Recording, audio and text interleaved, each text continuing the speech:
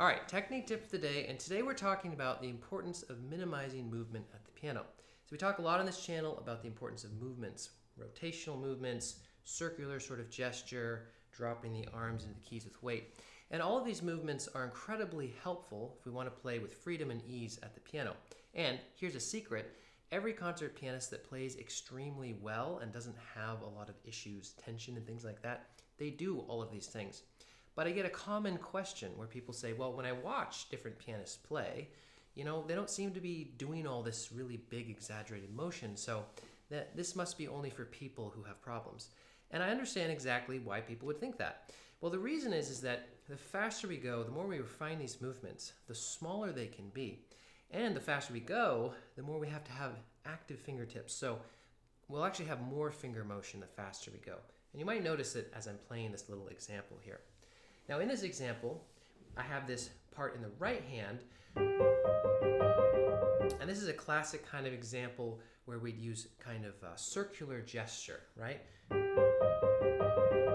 Because it's kind of a continual motion thing, right? Where my arm can just constantly be in motion. Rather than if I just use, say, rotation, my arm constantly has to go back and forth, and it's harder to control those notes and get that finesse. However, you might notice that my arm doesn't seem to be doing that much. And that's because the movements are incredibly small. As I do this, because I'm playing fairly quick, the motion is just little tiny motions here. And the entire purpose of these movements is to keep my arm aligned behind each finger, because that's going to enable me to put power into each finger without things getting tense and tight because I'm misaligned and in an awkward position.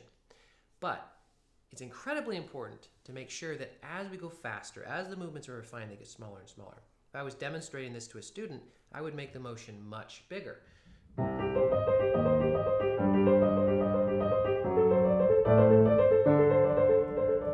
But that gets very cumbersome to play fast. And this is why sometimes there's criticism to this approach saying it doesn't really work.